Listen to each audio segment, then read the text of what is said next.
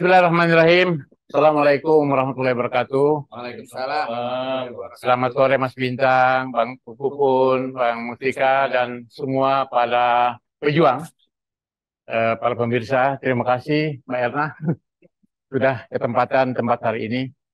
Hari ini adalah hari bersejarah bagi kita semua, karena hari ini adalah mengambil ketempatan atas izin Mas Bintang dan Mbak Erna untuk ketempatan rumahnya dijadikan sebagai markas perjuangan yang kita memulai dengan melakukan podcast atau acara-acara pada hari ini.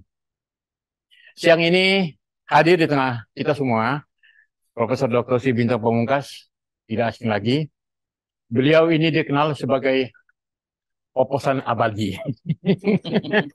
Enak aja. Ya, itu kaosnya saja sudah seperti itu. Dari mulai peristiwa Dresden Jerman, ya kan, kemudian mengirim surat kepada Pak Harto waktu itu, surat ucapan selamat kepada Pak Harto minta mundur, ya kan, lalu kemudian di Jerman, lalu kemudian sampai hari ini beliau tetap konsisten untuk berjuang melakukan perbaikan, membawa negeri ini agar supaya tidak mencong, agar supaya jalan negeri ini menuju sesuai dengan cita-cita para pendiri bangsa. Jadi sore hari ini sebagai pengantar awal, tapi sebelumnya saya mohon maaf ya kan kepada semua narasumber dan semua pemirsa di Nusantara semuanya.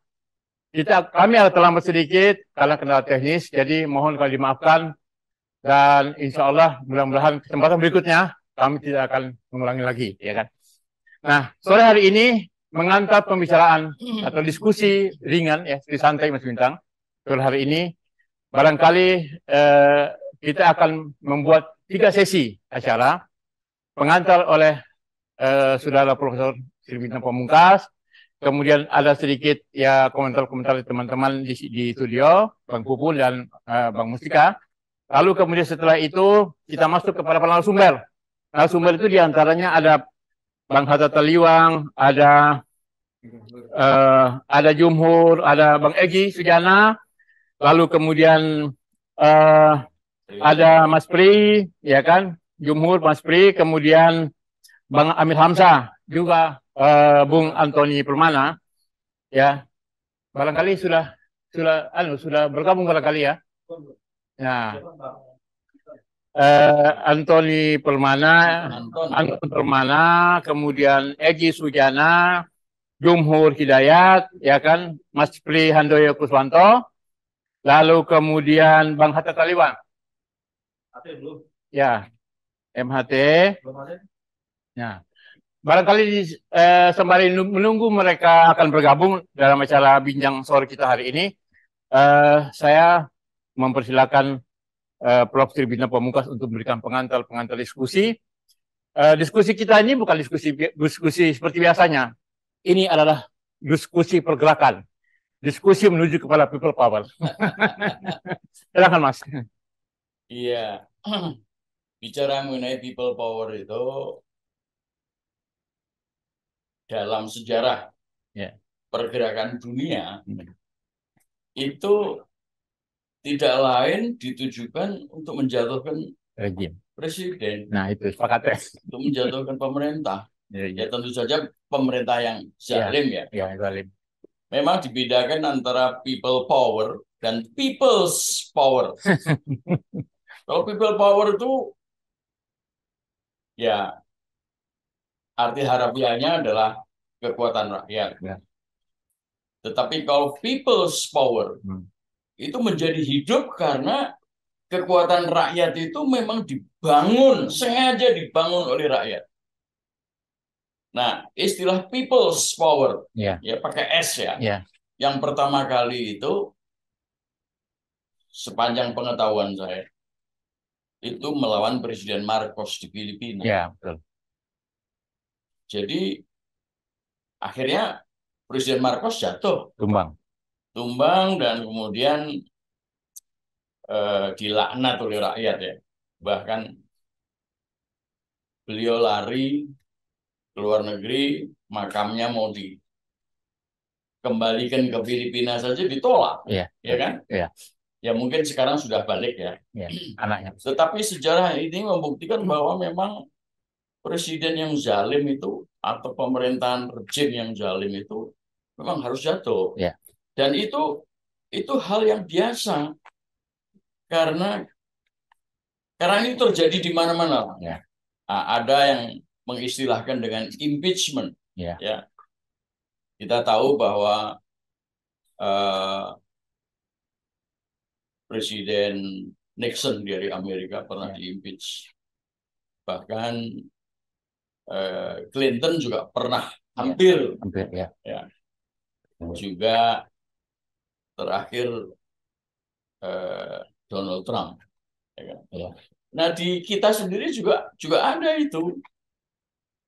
Zaman Undang-Undang Dasar 45 yang asli itu dengan mudah impeachment terhadap presiden itu berlangsung di sidang istimewa MPR karena presiden adalah mandataris daripada MPR. Ya, betul. Contohnya ya Bung Karno dijatuhkan. Ya. Ya kan? Mestinya Pak Harto itu dijatuhkan di sidang MPR. MPR. Ya. Tapi beliau dengan alasan bahwa ini gambar ini ya, bahwa ya.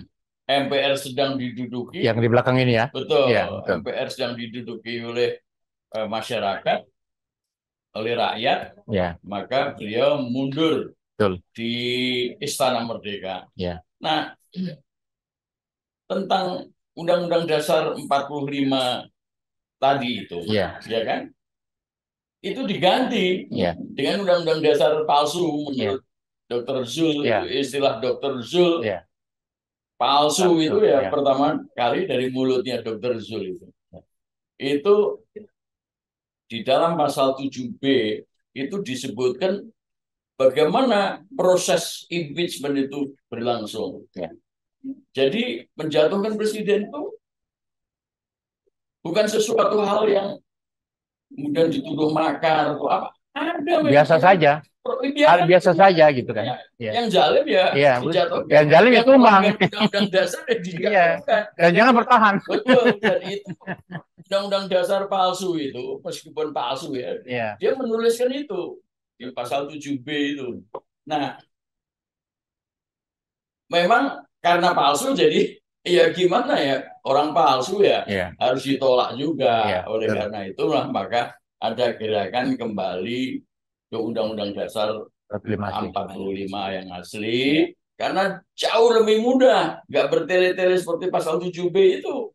Cukup sidang istimewa MPR di situ membuktikan bahwa presiden telah berbuat zalim, berbuat bohong, melanggar undang-undang dasar, programnya nggak benar, rakyat tetap melarat, ya dijatuhkan. Nah, kalau sidang korupsi, kalau sidang istimewa itu bermufakat untuk menyatakan pendapatnya ini harus dijatuhkan, ya jatuh dia. Nah, ini contoh juga ini. Iya betul itu. Iya. Ini SBY juga kita pernah. Iya pernah 3 bulan kami campaign di depan MPR ini saya sama Sintang ini 3 bulan mungkin waktu itu kurang berhasil ya. Bahkan SBY sampai 2 kali 2 periode. Tetapi ini suatu bukti nyata bahwa rakyat menjatuhkan itu nggak apa-apa. Dan jangan dituduh sebagai makar. Gerakan kita ini sekarang ini kita bertemu untuk memulai sesuatu perubahan, termasuk di dalamnya bagaimana kembali ke UUD 45, rejim dijatuhkan, dan dibentuk rejim baru. Kalau perlu nggak pakai pemilu. Biar nggak keluar uang. Iya betul. Pak Harto menggantikan Bung Karno tanpa harus pemilu. Betul. Atau Pak Harto digantikan oleh Habibie. Juga nggak pakai pemilu, tidak pakai uang itu. Enggak lah, ada itu pasalnya. Kalau presiden jatuh digantikan wakil. Tapi kalau rejimnya itu baik presiden maupun wakilnya udah Kumbal. Ya. Ya harus Ya seperti Gus Dur digantikan oleh Megawati misalnya kan. Itu kan biasa-biasa saja kan. biasa saja, ya betul, biasa aja, nggak jadi soal. Ya. Jadi berarti bahwa gerakan people power untuk bukan sekedar mengoreksi, menjatuhkan pemerintahan itu hal yang biasa, iya, hal yang lumrah, konstitusional. Iya, iya kan. Ya misalnya sekarang ini kan pemerintah banyak hutang, banyak KKN, presidennya tukang bohong misalnya kan seperti itu kan. Masa nggak boleh kita gantiin dia, koleksi ya. Bohongnya itu loh, kebanyakan itu bohongnya. Pak Muslim, Mas Ya. Kita ini sudah sepakat dan sudah melihat, dan sudah mengalami menjatuhkan presiden itu sekarang ini menurut saya itu hal yang mudah lah apabila semua tokoh-tokoh sudah bersatu melihat tidak berfungsinya atau tidak bergunanya lah apa semua untuk rakyat. Tetapi apabila ini diteruskan juga menjatuhkan saja sementara tidak ada perubahan yang mendasar pada sistem, kembali ke Undang-Undang 45 asli yang artinya bahwa kita sepakat dengan pembentukan Undang-Undang 45, di situ ada Pancasila, dan Undang-Undang dasar yang ada ini adalah kewajawantahan dari Pancasila itu dan pembukaannya. Saya rasa begini terus. Yang palsu akan jalan terus. Akhirnya juga pelaku juga mengikuti terus yang tidak betul itu. Oleh karenanya kita ini selalu mohon kepada seluruh agar menjatuhkan itu senafas atau satu paket dengan diberlakukan Undang-Undang 45. Kalau enggak, maka tadi mengatakan bahwa oposisi sepanjang masa itu berlaku terus. Kasihan, tidak terus sekarang ini adalah pemerintah selalu gaduh dengan rakyat. Rakyat jadi korban. Karena satunya pemerintahan rakyat itu sebenarnya melaksanakan Undang-Undang 45 dan Pancasila dengan konsisten. Gitu. Memang selama ini belum, Mas. Belum. Tapi sekarang yang parah. Gitu. Ya, jadi Mas Mustika sebagai katakanlah semacam host, semacam apa CEO-nya Hizbullah ini, bagaimana kira-kira punya pandangan terhadap people power ini kan itu masalahnya? Ya, banyak orang yang melihat Hizbullah itu entah apalah, bagian apalah atau nyontek apalah atau enggak.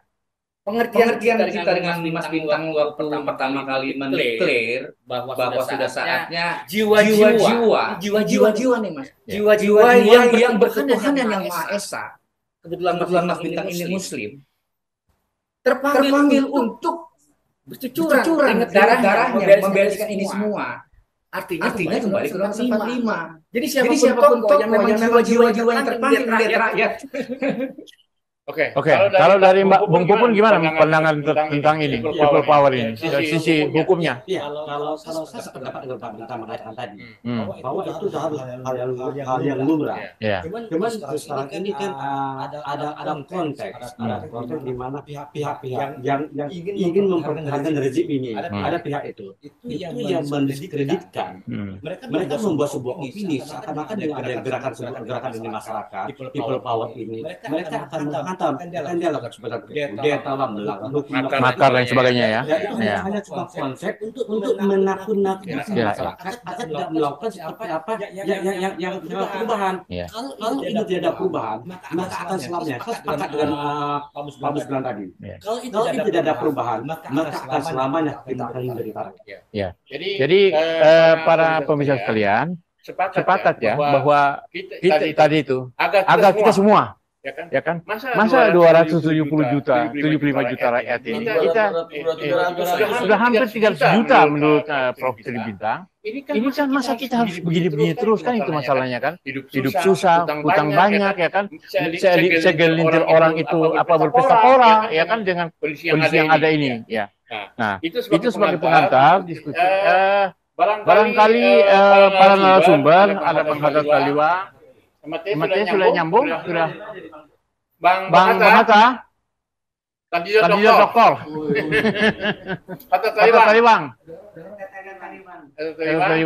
Atau saya menyapa lagi Bung Jumbo Hidayat. Atau Dokter Jul dulu. Zul, ayo Zul. Betul. Ini kita sudah mengiklankan ini Nosa 45 palsu. Hebat Ya, Bang Hatta, kandidat doktor. Bang Ya, Hatta. Siap ya. Oke, Bang Hatta. Saya kasih waktu 7 menit. Jangan banyak-banyak. Terlalu sedikit. Nah, kita sudah diskusi tadi pagi. Iya. 10 menit. Ya, Bang. Ya. Judulnya itu Pejuang Kembali 45 Melawan Pancasila. Pancasila. Nah ini. Terkait dengan Freedom Power ini gimana Bang Hatta? Ya. Silakan. Apa topiknya ini yang mau difokuskan? Topiknya itu kembali Nusa 45 ya kan dengan gerakan Power ini gimana kan gitu masalahnya. Karena hari ini sampai hari ini kan misalnya ini Pilpres besok ini hasil Nusa 45 palsu kata Dr. Jul tadi ya kan. Masa kita terus-terusan begitu ya kan? Apakah kita tidak memberikan edukasi kepada rakyat agar supaya kita ingin pemilu itu ikutin berdasarkan yang benar ya kan? Nah, itu bagaimana itu menurut pandangan kandidat Dr. Hatta Taliwang? Jadi begini, kalau spiritnya untuk people power itu saya sih dukung. Ya, sip. Mantap. Ya, tentu saya sudah gerah kita lah ya, sudah gerah juga dengan kondisi kayak gini. Cuma dari sudut ilmu politik juga saya ingin sumbang, bukan saya akan menafikan gitu loh. Saya beri pandangan ya. Yang pertama, kalau kita ingin perubahan politik itu harus paling tidak 5 indikator yang kita lihat. Yang pertama ya, apakah ekonomi rakyat ini sudah memburuk sekali sehingga banyak yang kelaparan, seperti era mau kejatuhan Bung Karno dulu. Yang kedua ya, apakah dalam kekuasaan ini benar ada cakar-cakaran sungguhan, ada perpecahan sungguhan, atau perpecahan pura-pura gitu loh. Atau tidak serius pecahnya karena akan saling melindungi. Itu dulu yang kedua, ya kan? Yang ketiga, apakah oposisi ini sudah solid? Apakah Rizal Ramli berjalan bersama dengan Sri Bintang, dengan Amin Rais, dengan siapa lagi tokoh oposisi yang sudah tenar-tenar itu, apa sudah solid, satu barisan, satu bahasa. Nah, yang keempat ya yang harus dilihat indikatornya itu, apakah kekuatan asing itu ada yang terganggu kepentingannya, terutama kapitalis global di Indonesia itu merasa terganggu nggak kepentingannya sehingga dia juga ingin ada perubahan politik atau pergantian rejim di sini. Karena penjatuhan Soekarno semua itu ada intervensi politik besar dari mereka dulu.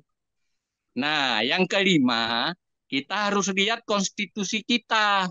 Apakah mudah impeachment dilakukan? Karena dengan pasal 7A itu saya lihat itu kalau benar mau dilakukan butuh lebih kurang 3 tahun atau 5 tahun barangkali baru bisa jatuh. Bisa diselesaikan impeachment-nya. Itu dari sudut yang makro. Dari sudut mikronya, kalau saya diperkenankan boleh lebih merinci. Ya, silakan. Boleh ya? Boleh. Yang pertama, pernah saya sampaikan juga di Anu 49 ini, saya pernah sampaikan bahwa sejak era digital informasi ini, kita sulit fokus. Baru isu 349 datang, sudah datang isu lain lagi. Sehingga Muslim mau konsolidasi urusan 349T, baru mau ide, udah datang ditimbun oleh isu lain. Jadi akhirnya malas si Muslim Arbi ini mengkonsolidasi yang mau ribut-ribut 349. Banyak sekali yang bisa menimbun. Bukan sengaja atau disengaja, tetapi itulah situasi yang kita hadapi realitasnya. Sulit fokus, itu yang pertama. Yang kedua, masyarakat ini banyak yang sudah jenuh dengan kegaduhan segala. Jadi akhirnya mereka apatis, mereka sudah lelah. Banyak masalah yang disodorkan ke publik, tetapi tidak ada solusi. Akhirnya mereka jenuh ya, biarin aja lah. Sebentar aja ya, dia tersentuh batinnya kalau lihat ada peristiwa-peristiwa uang yang dikorupsi segala. Sebentar aja. Sudah itu karena dia lelah, sudah dibiarin aja berlalu. Itu psikologinya. Yang ketiga, ada perasaan sekarang tiap orang merasa jadi tokoh. Jadi akibatnya tidak ada yang mau ikut yang lain karena sudah merasa pintar, diberi pintar oleh alat digital ini. Jadi mereka ngapain gua manut-manut sama Muslim? Gua juga bisa kok katanya. Ngapain saya manut sama Amin Rais? Emang dia siapa? Gua juga lebih pintar dari Amin Rais. Kira-kira begitu. Jadi tidak ada lagi yang punya magnet untuk menarik orang-orang itu untuk bergerak gitu loh. Yang keempat, sekarang ini era digital ini bikin nilai-nilai dan ideologi yang diperjuangkan itu kabur. Karena semua nilai-nilai berjuang masing-masing. Ada khilafah ingin berjuang sendiri, ada komunis ingin berjuang sendiri, ya kan? Ada kaum liberal ingin berjuang sendiri. Akhirnya ngomong Pancasila sering nggak dianggap. Apaan sih itu katanya. Nah ini akhirnya susah mencari tokoh figur sentral untuk melakukan perubahan itu karena tidak ada penggerak ideologi yang dipanuti. Gitu. Yang kelima, ya itu tadi tak ada kesepakatan yang disepakati bersama. Ada yang ingin kembali ke UUD 45, ada yang ingin transisi, pemerintahan transisi, ada yang kepengen kudeta, ada yang kepingin revolusi, ada yang kepingin people power, ada yang kepingin tambah jabatan, ada yang kepingin apalagi mengamandemen supaya jabatan 3 periode dan sebagainya. Jadi semua tidak bisa terkonsolidasi karena banyak ragam ide yang ingin diperjuangkan. Yang keenam masalah lainnya adalah terlalu banyak itu. Iya, enggak biar kalau lebih dari 5 orang lupa. Oh, enggak penting lupanya Pak, yang penting diingat aja beberapa poinnya. Gitu. Ya, ingat. Gak apa-apa, habis yang 6. Kita ini ya, yang keenam itu media massa utama kan milik para cukong. Jadi Muslim Arbi nggak bisa jadi tokoh atau ditokohkan oleh media itu. Karena media itu bukan milik Muslim, TV One, TV Metro, TV apa. Jadi yang boleh muncul jadi tokoh itu hanya Ali Ngabalin, Ruhut Sitompul. Jadi bagaimana kau akan dipatuhi oleh masyarakat luas kalau kau nggak dikenal publik luas? Ya kan? Kau harus terkenal dulu baru didengar orang. Kalau kau nggak pernah masuk TV, bagaimana kau didengar? Hanya dikenal di media online. Ya kan? Nah, boleh saya tinggal 6 poin lah ini biar selesai. Ya, cukup. Hah? Cukup? Ya. Cukup? Ya, jadi terima kasih. Nanti Bang Hatta punya pengantar ini. Bagi kami, ini satu masukan, evaluasi, dan kritikan. Ya kan? Iya. Saya kira ini faktual. Sehingga ini kan kita Zoom. Nanti kita akan bicara lebih tajam lagi dalam kondisi yang lain, ya kan? Karena ini nanti hal-hal yang spesifik, saya kira itu, ya kan? Karena ini sudah bicara dari Solo kemarin, di Jogja, Jawa Timur, orang sudah berteriak people power itu. Nah, iya. Jadi nanti kita akan ketemu dalam forum terbatas, Bang ya? Ya, terima kasih. Oke. Jadi saya sudah boleh keluar grup ya? Jangan dulu, nanti kalau orang minta pertanyaan gimana, Bang? Oh, gitu ya. Jangan dulu keluar. Penting ya. Nanti kan mereka ingin ulasan. Ini kan ada sesi tanya jawab, Bang. Itu, ya. Oke. Ya. Nanti jadi jangan dianggap saya anti people power, enggak. Cuma saya kasih pencerahan aja, gitu loh. Ya, biar tidak salah baca keadaan, jangan sampai nembak peluru air gitu loh, itu aja. Ya, terima kasih Bang Hatta Tariwang, kandidat doktor kita, ya kan, juga salah satu tokoh pergerakan, ya kan, yang sudah memberikan kita hitungan saya 5 tambah 6 dari 11 poin. Itu saya sudah punya rekaman catatan satu persatu.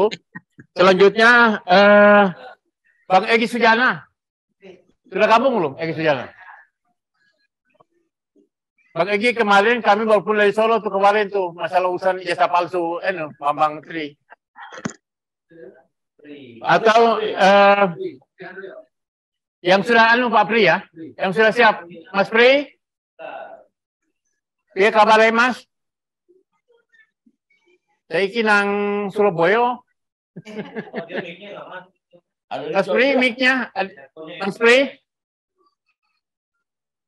Ada di Jogja dia. Juga. Atau Mas Dr. Jul, Mas Jul cerita dulu itu Undang-Undang 45 palsu bagaimana ceritanya? Itu kan deklarator Undang-Undang 45 palsu itu. Kalau saya kan Undang-Undang 45 Undang-Undang 2002. Kalau Mas Jul kan palsu kan gitu ya. Jul. Suara saya didengar nggak? Oh dengar, sampean didengar banget. Mas silakan Mas. Cuma kok wajah saya jadi wajah orang lain. Assalamualaikum. Assalamualaikum. Wajah Tuancia. Nah, ini baru wajah saya. Iya, ya, Tep. Tambah ganteng sampean, Mas. Ya, ya. Assalamualaikum. Waalaikumsalam. Saya baru semalam. Assalamualaikum warahmatullahi wabarakatuh. Halo, suara saya didengar? Ya. Mic-nya diikat di sini aja, jangan di mulut. Sini aja ke bawah. Supaya jangan kelihatan. Ya. Cuma saya nggak tahu ada wajah yang nggak saya kenal gitu loh di HP saya. Tadi sempat benerin kopi, tapi sampai sekarang nggak hilang-hilang nih wajah ini. Nggak diem, nggak tahu saya apa ini ada yang masuk, Mas. Ya biasa lah itu, biasa. Ada yang iseng. Pokoknya semua orang kenal kau. Iya, Indonesia. Sampai 5 palsu ya, Dr. Jul. Jadi saya gini, saya baru pulang tadi malam. Saya ada keliling dari Makassar, saya di Universitas Hasanuddin, terus ketemu beberapa teman di sana di Makassar. Terus saya ke Surabaya, ketemu dengan beberapa dengan Universitas Airlangga, dan Mas Prihandoyo juga di situ. Terus kemudian saya ke Udayana, di sana juga ketemu beberapa orang. Akhirnya saya ngambil kesimpulan bahwa kalau sistem yang sekarang ini berjalan diteruskan, itu tidak akan mengalami perubahan apapun. Gitu. Nah, cuma kan ada yang nanya bagaimana caranya. Nah, itu kan. Tentu saya nggak bisa bicara di forum seperti ini kan, wajah saya aja diganti wajah orang, gimana? Kan gitu. Ini saya sekilas barangkali sekilas Mas Jul kasih artinya kesimpulan sampean sampai menyimpulkan udah sampai 5 hari ini palsu itu bagaimana? Kan juga perlu. Ya memang edukasi. Gimana nggak dibilang palsu, namanya aja mirip. Namanya mirip, ya kan? Terus kemudian formatnya beda. Dan berikutnya adalah saya katakan palsu karena memang selain formatnya itu banyak hal yang 95% itu isinya berubah. Jadi itu diganti sebetulnya. Dan itu bukan kerjaan kita, itu kerjaan orang lain gitu loh. NDI dalam hal ini. Jadi saya tetap berpikir kalau kita tetap meneruskan sistem yang sekarang, itu tentu tidak ada gunanya. Nah, saya juga bukan meragukan teman-teman, tapi kalau sudah bilang akan melakukan perubahan tapi tetap dengan sistem yang sekarang, saya kira itu akan sia-sia. Saya kira begitu aja sementara, karena saya ragu ini benar-benar saya dimonitor karena saya lihat wajah yang tidak saya sukai ada di depan saya.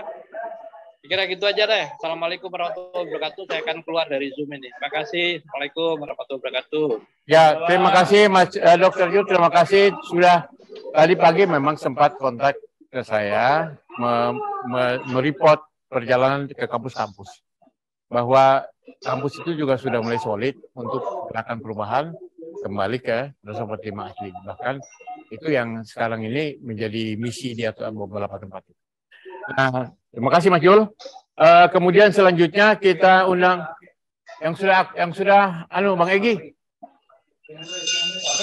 Mas Pri. Ya, Assalamualaikum. Mas Pri, ya. Mas Pri, ya.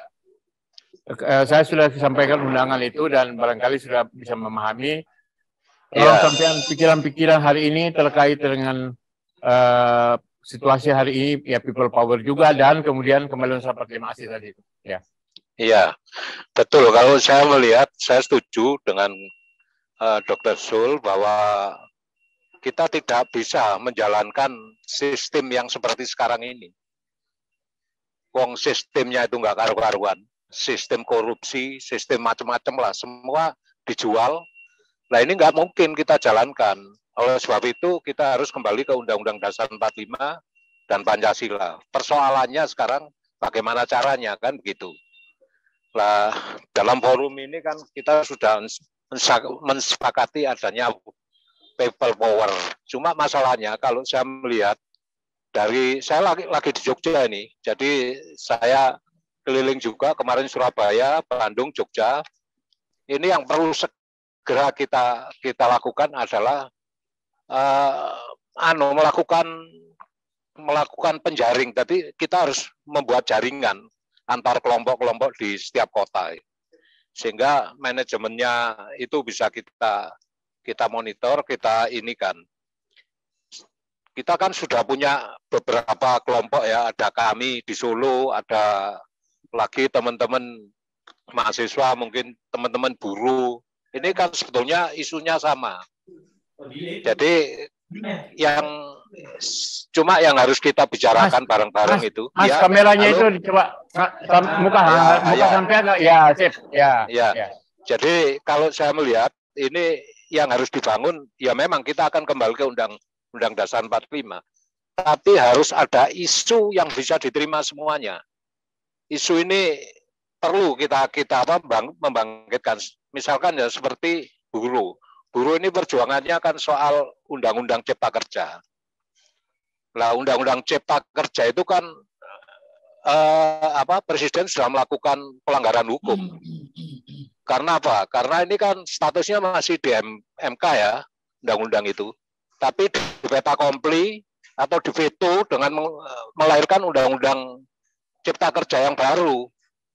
Nah ini saya nggak ngerti secara hukum ini boleh nggak, atau ini sebuah pelanggaran. Ini yang harus dikaji menurut saya. Terus ada isu-isu lain yang harus kita bangun bersama menjadi isu-isu sentral yang tujuannya untuk bisa mengembalikan Undang-Undang Dasar 45. Yang kedua, kalau menurut saya, kemarin kita sudah dengan Bang Hatta Taliwang membentuk tim untuk bisa beraudensi dengan Ketua MPR ya. Tapi nggak tahu sampai hari ini kok nggak ada kabarnya bagaimana. Nah, terus yang nggak kalah pentingnya lagi kalau menurut saya, kita harus beraudiens dengan TNI. TNI ini harus kita ajak ini.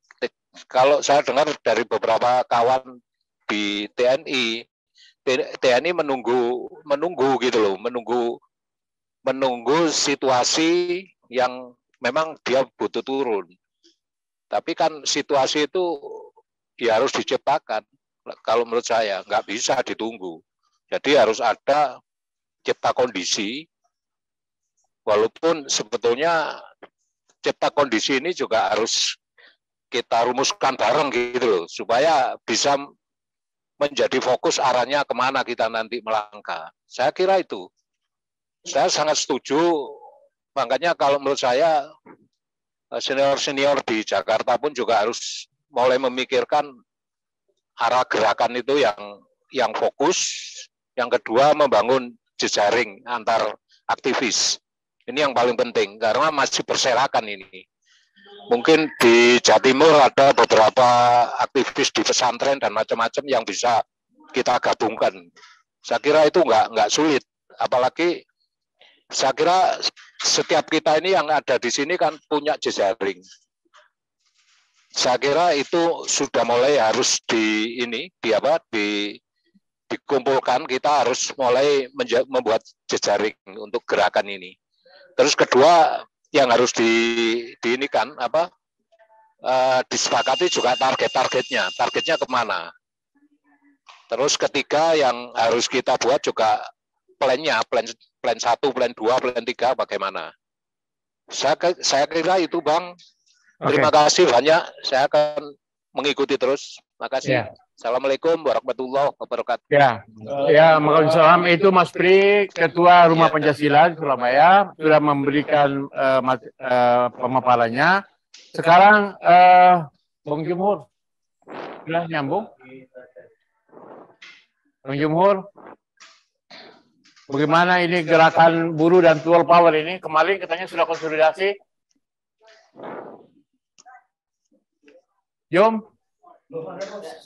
Nah, kalau yang sudah ada Amir Hamzah, Bang Amir Hamzah sebagai pengamat intelijen, ya kan? Dalam situasi hari ini dan dalam perspektif intelijen dan dengan isu people power ini bagaimana, Bang Amir? Silakan. 10 menit. Oh itu, sudah datang. Ya, 5 menit. Terima kasih. Assalamualaikum warahmatullahi wabarakatuh. Salam. Ya, sebenarnya masalahnya saya kira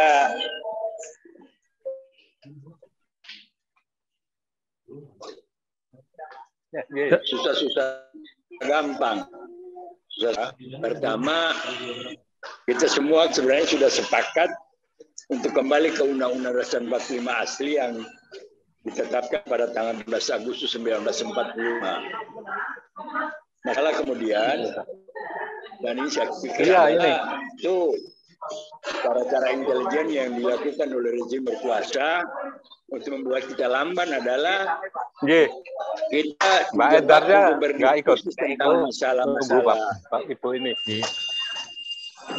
Oke, nunggu.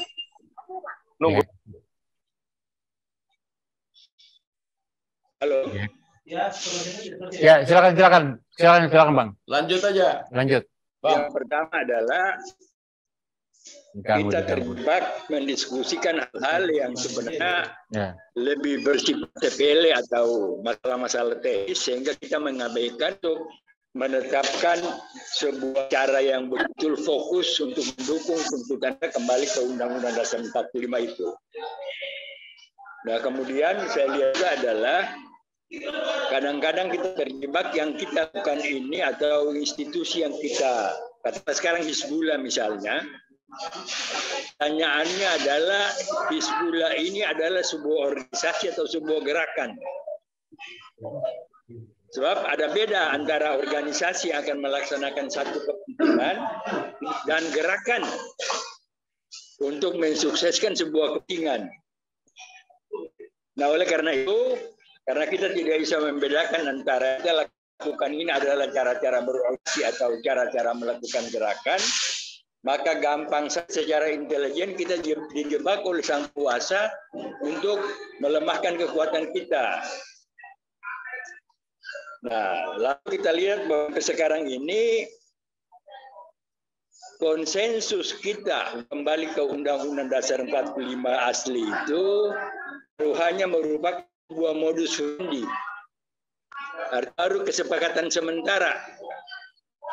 Sehingga karena dia baru bersifat modus vivendi, maka sulit juga untuk menetapkan modus randinya.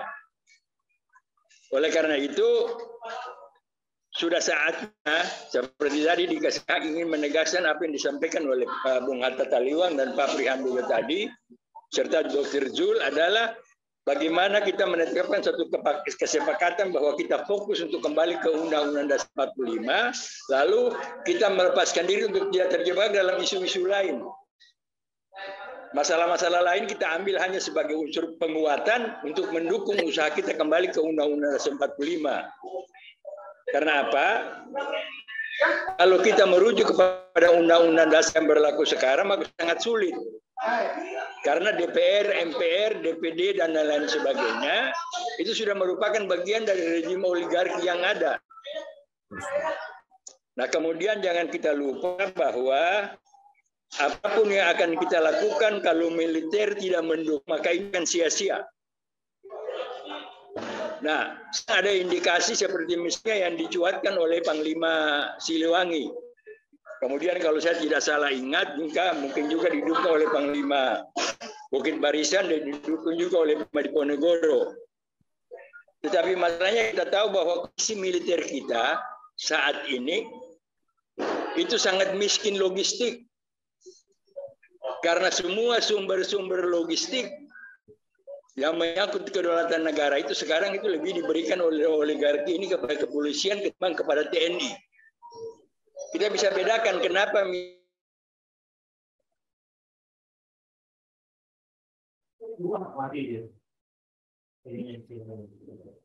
Mati, halo Bang. Halo. Lanjut lagi. Kita ganti, barangkali ada gangguan teknis dari Bang Amir Hamzah tadi. Ke Bang Egy Sujana. Perlunya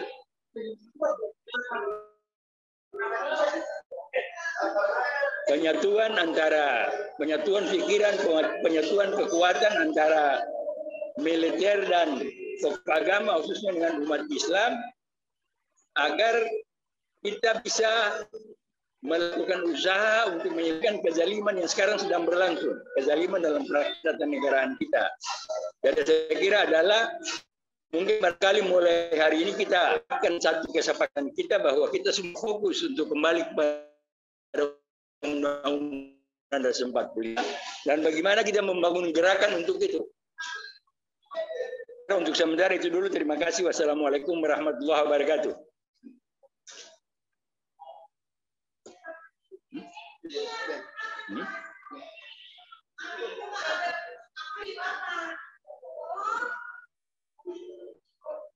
Halo. TNI, ya kan, dan kepolisian yang lebih banyak, menurut versi beliau itu lebih banyak anggaran ini kepada polisi. Ya, ini oligarki lebih banyak kasih uang kepada polisi. Nah, ini kan berbahaya juga kan itu dia. Nah, jadi seakan-akan ini mereka ini kekuatan yang di atas negara, ya kan, negara di bawah kekuasaan mereka. Nah, barangkali ini kita break dulu untuk narasumber, kita kembali ke studio dulu untuk meminta tanggapan ya dari pembicara tadi. Pertama, bagaimana pandangan Prof. Sri Bintang Pamungkas sebagai motor dari Hizbullah ini menanggapi pikiran-pikiran tadi itu dan dengan persoalan people power hari ini. Ya, terima kasih. Apa yang disampaikan oleh Saudara Hatta Taliwang mungkin dari sisi pandangan beliau itu adalah faktual, ya. Tetapi apabila ini disebarluaskan, maka perubahan tidak mungkin akan terjadi. Jadi pandangan Pak Hatta Taliwang itu mungkin bagus itu kalau dikemukakan untuk forum terbatas, disertasinya, ya, atau dalam forum terbatas, betul, ya, itu sangat akademik lah, apalagi kalau disertai dengan hasil penelitian. Betul. Tetapi untuk sebuah pergerakan yang mau melakukan perubahan ya, itu fatalistik, ya, jadi terlampau banyak pertimbangan sehingga nggak akan terjadi, nggak jalan. Nah, sebetulnya pikiran perubahan itu tidak perlu seluruh rakyat Indonesia. Cukup bedanya itu Jakarta aja. Jadi kalau beberapa pendapat orang-orang Jakarta sudah cukup mewakili Indonesia, bahwa rakyat itu menderita lahir dan batin dan sudah tidak mempunyai harapan apapun terhadap rejim yang berkuasa, ya sudah, jadikan saja. Jadi banyak terjadi situasi revolusioner yang menumbangkan rejim, ya, itu bahkan tidak disertai dengan people power. Cukup dengan beberapa kolonel saja, seperti Saddam Hussein atau Gaddafi, itu pemerintah zalim tumbang, ya. Jadi nggak terlalu banyak pertimbangan, atau yang paling utama adalah bahwa apabila si penggerak revolusi sudah yakin bahwa terjadi rakyat itu yang menderita lahir dan batin, bertentangan dengan cita-cita proklamasi, bertentangan dengan cita-cita kemanusiaan yang adil dan beradab, itu sudah cukup itu. Nah, jadi kalaulah kemudian terjadi, ya itu akan terjadi di Jakarta. Tadi disebut-sebut tentang ya saya sendiri yang menyebut-nyebut juga bahwa kekuasaan MPR itu adalah yang tertinggi. Jadi dialah yang bisa melakukan impeachment terhadap presiden bahkan tanpa disertai dengan pasal-pasal atau proses apapun, ya termasuk proses pasal 7B di Undang-Undang Dasar palsu itu, ya. Pokoknya sidang putuskan mufakat, ya bermusyawarah untuk mufakat. Pemerintah setelah melanggar berbagai perundang-undangan termasuk melanggar Undang-Undang Dasar, sumpahnya palsu, ya udah jadi selesai, ya nggak perlu banyak macam-macam. Itu terjadi pada saat 11 Maret tahun 67. Begitu mudah, ya, Soekarno yang begitu hebat dijatuhkan, ya, dan seharusnya juga Pak Harto juga bisa jatuh dengan mudah itu, ya, dan bahkan dalam kenyataannya hanya karena ditelepon sama Madeleine Albright, Menteri Luar Negerinya Amerika. Bill Clinton Amerika, Pak Harto langsung jatuh aja, ya kan?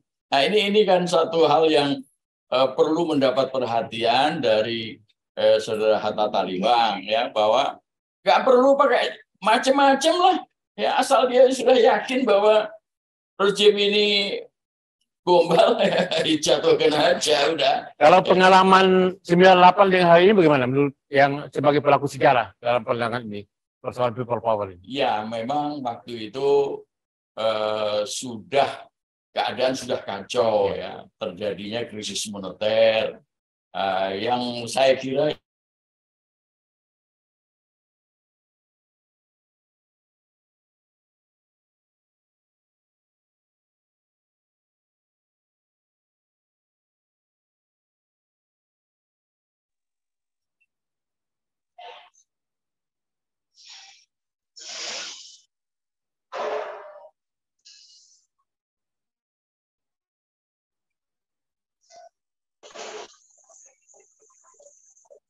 suaranya nggak kedengaran.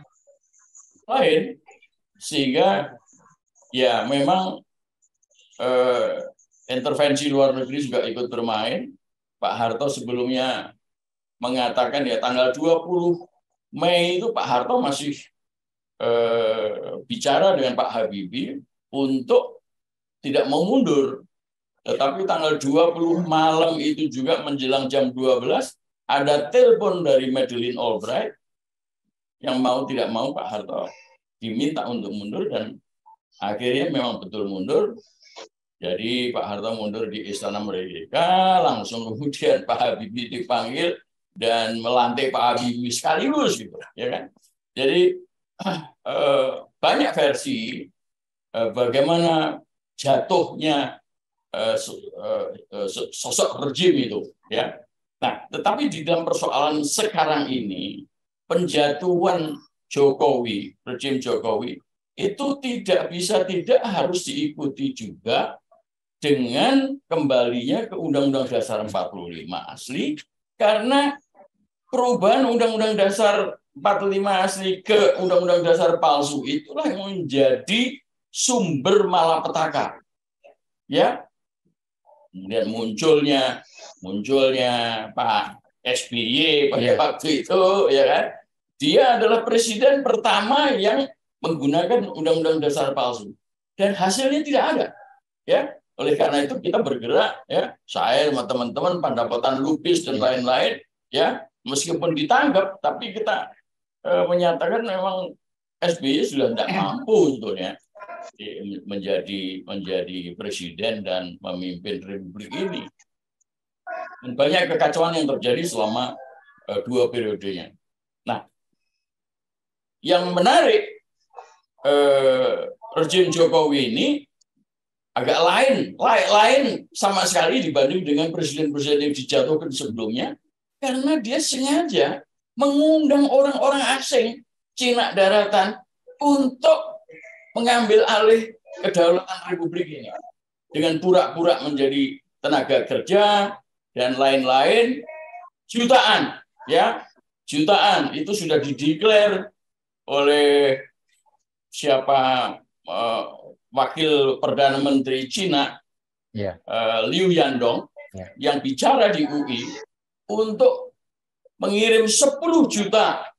Jadi paling enggak sekarang ini sudah 10 juta atau masih kurang sehingga Pak Jokowi minta lagi tambahan periode. Nah, ini kemudian mengakibatkan kita ini telah terjajah secara asimetris, ya, oleh apa itu namanya, langsung Republik Rakyat Cina dari daratan sana.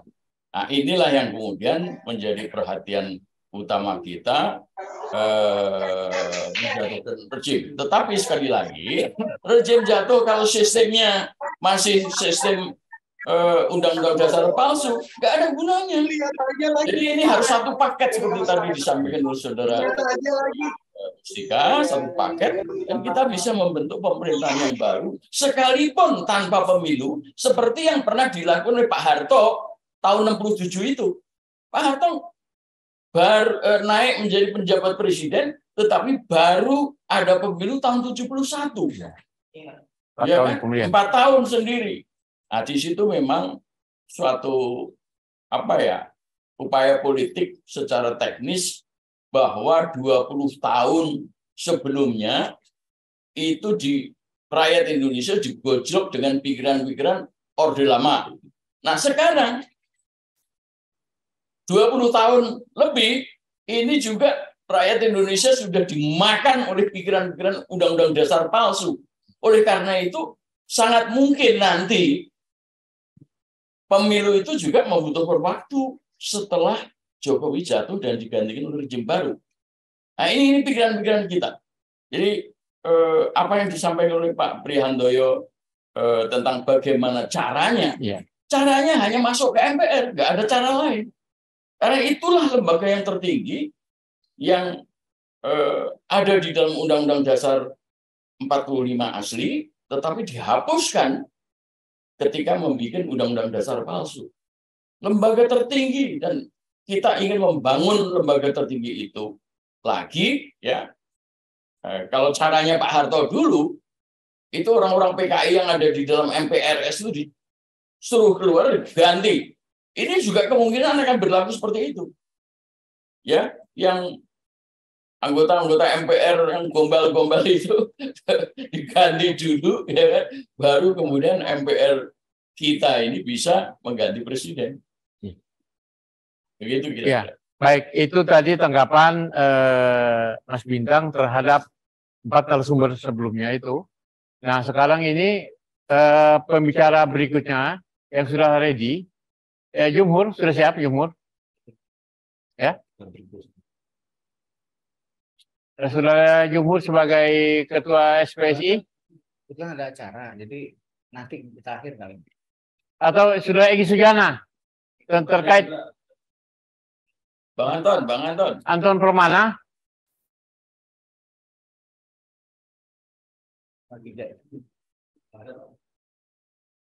Anton Permana sudah gabung dengan kita? Sorry lagi dikit kali.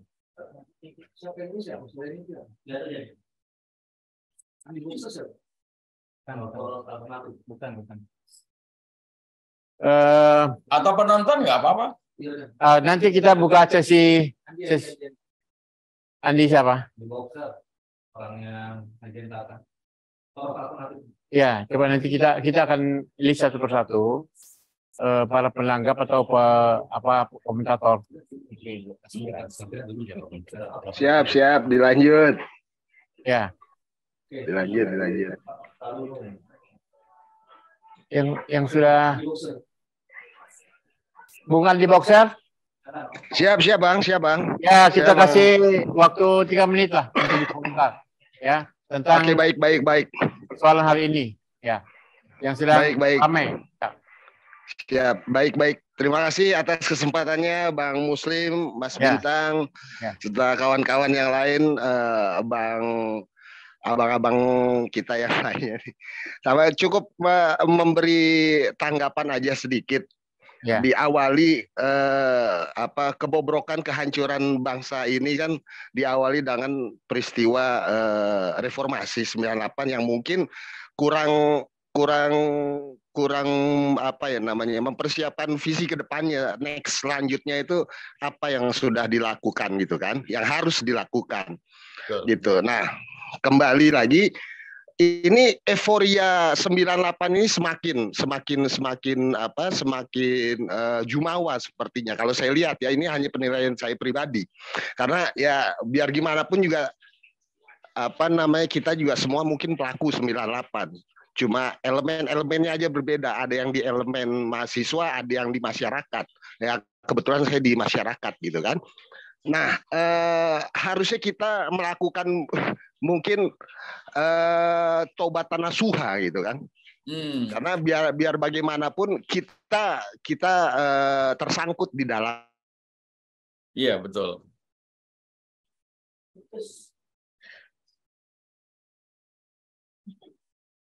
Ada putusnya di sini apa di sana? Diam. Kita bergerak. Muslim bergerak. Ya. Ya. Halo. Ya. Sorry itu karena ada gangguan teknis, saudara Akbar, sumpamanya seperti itu. Halo, nggak ada suaranya. Lanjut Bang Andi. Oh ya, siap. Ya. Nah, jadi bagaimana sejarah mengatakan pada tahun 40-an itu rakyat melakukan rapat akbar di lapangan Ikada. Kenapa kita tidak melakukan hal itu juga? Iya.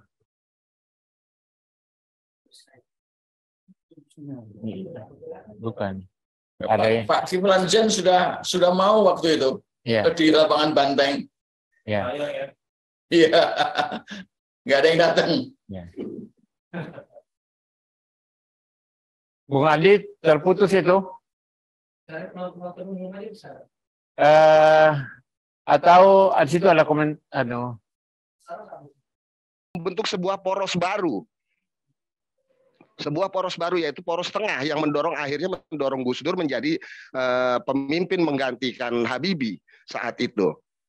Nah, ini makanya kenapa tidak kita melakukan hal yang sama? Karena semuanya akan selalu berulang, hanya teori aja yang mereka kedepankan, gitu. Tapi menjadi teori-teori itu hanya menjadi debat, gitu, menjadi debatable di tataran di tataran elit, gitu kan.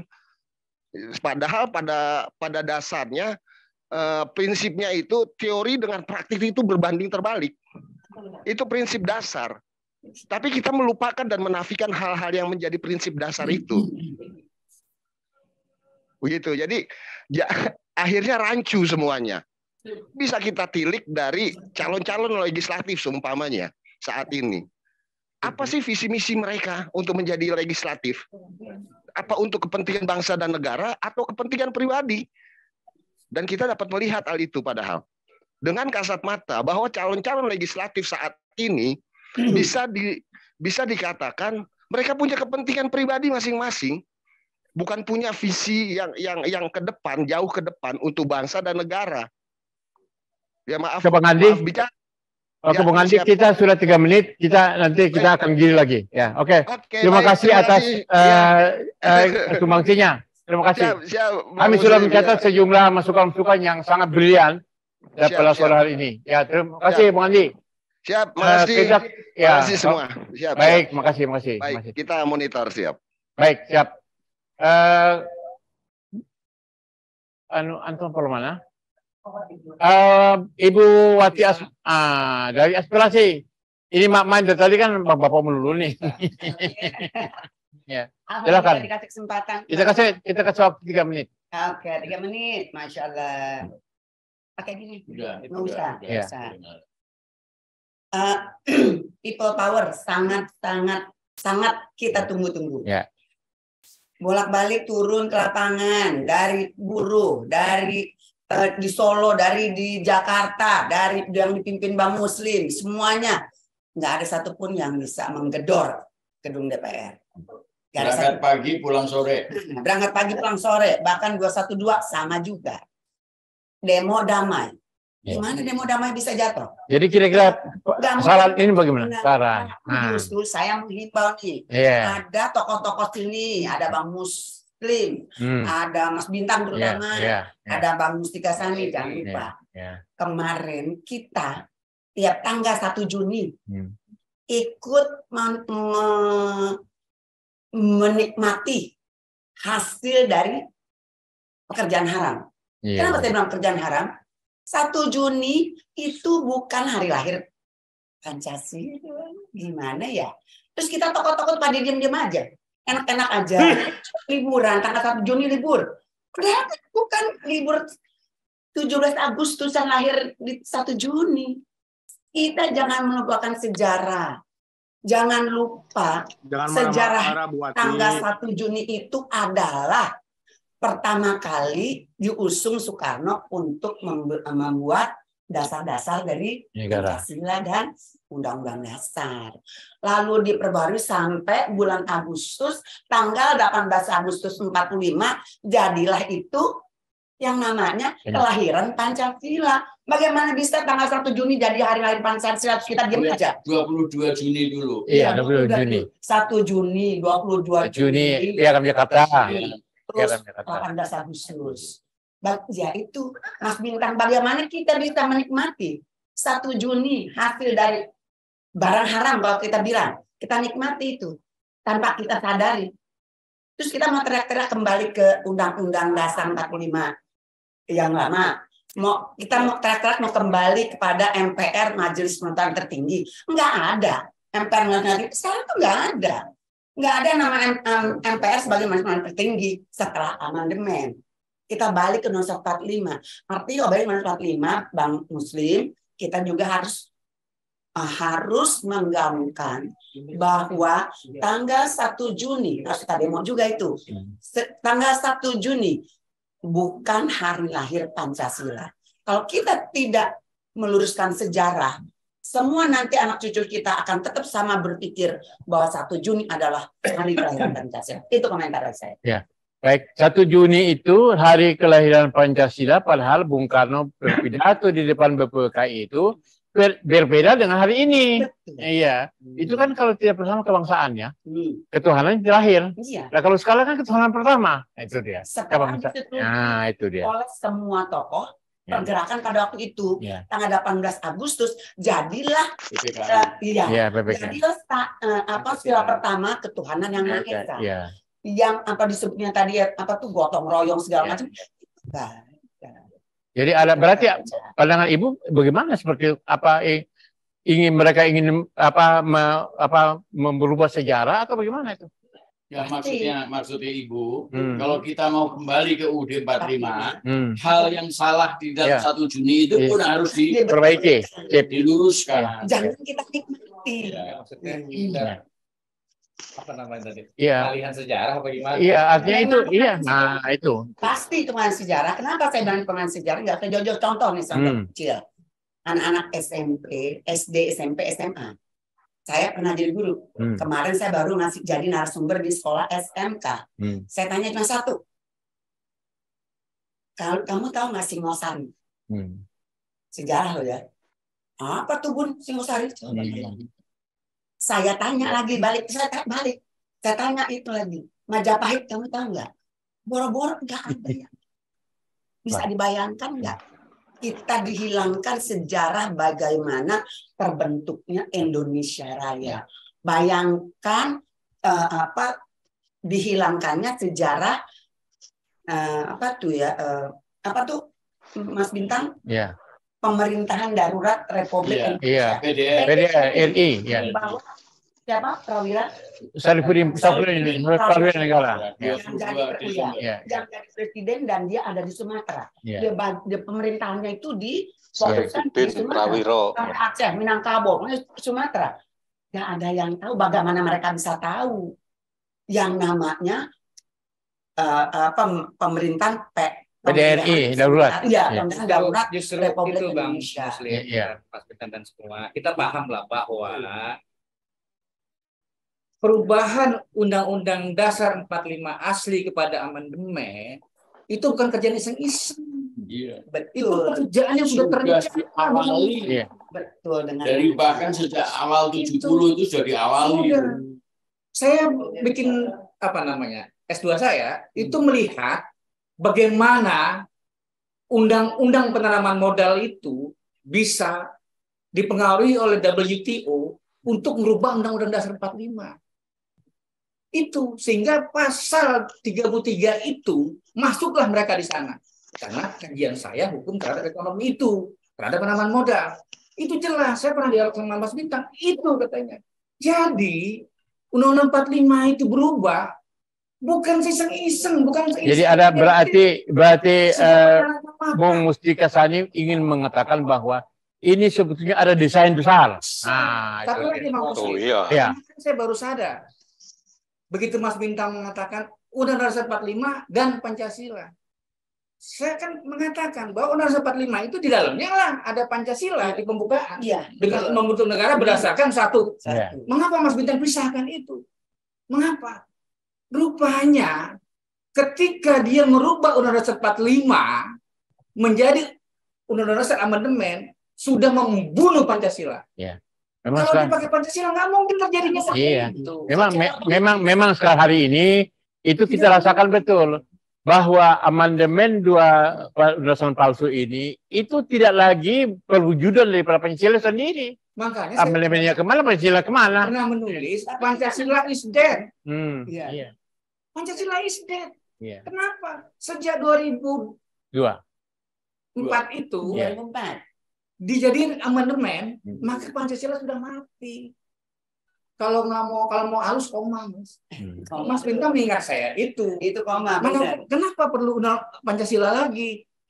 Saya berpikir, oh iya, jadi ketika 2004 itu amandemen keempat, Mas ya, berarti Pancasila sudah selesai. Karena apa? Tidak ada apa-apa, tidak bisa berbuat apa-apa Pancasilanya. Cuma untuk hafalan aja, untuk menguji. Saya Pancasila diuji. Satu untuk bercanda-bercanda. Tadi sekolah ini itu kan hilir. Hulunya tadi itu 2004 itu. Hulu-hulunya. Jadi kalau kita soal tadi masyarakat belum ini itu kan sungguh waktu. Keperpihakan ini. Bahwa pencurian gampang segala macam itu kan hilir-hilir. Tunggu waktu aja. Padahal Pancasila dasar negara padahal intelektual dikarunia Allah ini dan pemimpin itu untuk memprediksi. Kita udah tahu ini mendung pasti hujan. Kalkulasi politik begini, kalkulasi ekonomi begini. Kalau tambang diperkosa, kalau undang-undang begini, udah tahu. Mengapa harus nunggu rakyat yang boro-boro memikir negara? Mikir hidup hari-hari aja nggak bisa. Oh, rakyat bisa berat. Rakyat yang hari-hari itu nggak bakal berat, Bu. Dia terlena oleh tertindas oleh hari-hari. Menurut saya begitu. Ya, baik. Ini penajaman yang sangat tajam, menukik, ya kan? Dan memang itu substansinya diantaranya. Jadi ada upaya untuk merubah sejarah, ya kan? Secara sistematis sehingga memisahkan Pancasila dengan Undang-Undang 45, ya kan? Amandemen itu terlihat. Jadi pembukaan dengan pasal tubuh itu nggak nyambung dia sekarang ini. Iya, nggak nyambung. Pemerkosaan. Iya. Pemerkosaan di depan. Iya. Termasuk penjelasan pasal. Iya. Dihapuskan. Itu memang secara sistematis strategi dan ini desain besar, strategi desain. Baik, para pemirsa sekalian sebangsa tanah air. Ya. Yang saya mau tambahkan. Jadi kalau kita bilang itu palsu, sebetulnya penilaian saya pribadi, saya nggak begitu setuju itu palsu. Karena dari undang-undang amandemen ini yang tahun 2004 banyak sekali fakta hukum yang dilahirkan. Salah satunya MK dilahirkan oleh undang-undang 2004. KPK. Sudah 2004. KPK 2004. Sebutkan ada beberapa. Begitupun departemen yang berhubungan dengan hukum. Kayak BIN, dulu bukan BIN namanya. Jadi kalau kita bilang kita itu palsu, udah melahirkan banyak hal. Dan sudah mengetok palu, isi ini salah, masuk penjara, ini benar, masuk bebas, ini udah banyak sekali. Jadi kalau saya bilang yang Bang Bintang bilang diperkosa, saya setuju. Bang Muslim bilang tuh diperkosa, iya betul. Tapi kalau palsu, kita udah banyak melahirkan segala palsu itu begini. Yang itu bukan palsu tapi diganti. Yang berantakan itu ternyata disebutnya sebagai Undang-Undang Dasar 45. Itu disebut palsu. Iya. Jadi ibarat begini, TV ini isinya ini terus tiba pakai merek Sony. Nah itu dia kira-kira seperti itu lama. Iya, Samsung. Iya. Baik, narasumber yang lain barangkali yang masih bisa nimbrung, bisa apa ngobrol sore santai ini. Saya coba mau meluruskan sebentar soal Mas Pancasila. Pri, silakan Mas Pri. Iya. Jadi Pancasila itu tidak pernah dilahirkan. Kalau kita mengatakan Pancasila dilahirkan, kalau itu kita diferensialkan, masa ketuhanan yang Maha Esa dilahirkan? Di mana ketauhidan kita kalau gitu? Bahkan Bung Karno sendiri itu tidak pernah begitu, mengatakan begitu. Makanya kalau mau belajar Pancasila itu, bacalah kursus Pancasila Bung Karno. Itu jelas Bung Karno menjelaskan bahwa sejak dulu kala waktu nenek moyang kita itu masih animisme, itu sudah percaya kepada ketuhanan. Kemudian datanglah agama Hindu menyempurnakan, agama Buddha menyempurnakan, agama Kristen menyempurnakan, dan datang agama Islam semakin sempurna. Karena apa? Ada fardu kifayah dan macam-macam itu. Nah ini kita itu terjebak, seakan-akan Pancasila itu ada dilahirkan. Padahal Pancasila itu, Bung Karno kan ngomong digali dari kedalaman sejarah, sehingga menemukan 5 butir itu. Nah itu bukan dilahirkan Pancasila itu. Pancasila itu memang sejak dulu kala sudah ada di bangsa kita ini. Ini yang menurut saya kita tertipu oleh Kepres nomor 24 tahun 2006 yaitu tentang lahirnya Pancasila itu. Dan lucunya Kepres itu dibuat untuk konsideran undang-undang HIP, BPIP gitu loh. Kepentingan politik. Saya kira itu yang perlu kita luruskan. Jadi kalau soal Undang-Undang Dasar 45 ini memang bukan palsu atau tidak palsu, ini diganti. Prof. Kailan sudah melakukan penelitian, ini diganti 95% kok perubahannya dan diganti. Terus kedua ya, kalau kita ngomong tidak nyambungnya pembukaan dengan batang tubuh, ya memang nggak nyambung karena uang diganti. Sebetulnya kalau kita membuka dokumennya Panitia 5 Hatta, beliau mengatakan bahwa batang tubuh itu adalah dari pembukaan sumbernya. Jadi sumbernya batang tubuh itu dari pembukaan. Jadi ada keterkaitan sebab akibat. Gitu loh. Nah ini kan enggak. Sekarang kalau kita tanya hasil amandemen itu sumbernya dari mana? Bisa nggak mereka jelaskan sumbernya dari mana? Dari luar negeri. Dari asing. Dari asing. Ini. Makanya ini coba sekarang kalau kita mau merubah ke sana itu memang banyak yang harus dipersiapkan. Saya setuju dengan Mas Bintang. Ya duduk ya DPR terus kita kita pressure untuk melakukan. Bang Hatta. Ya oke. Oke, baik Bang Mas Pri, terima kasih atas komentar tambahannya. Bang Hatta ini Bang Hatta. Ya. Muslim. Ya, Bang. Ini kan tadi katanya diskusi ini mau membahas people power dan kembali ke UUD 45. Iya, siap.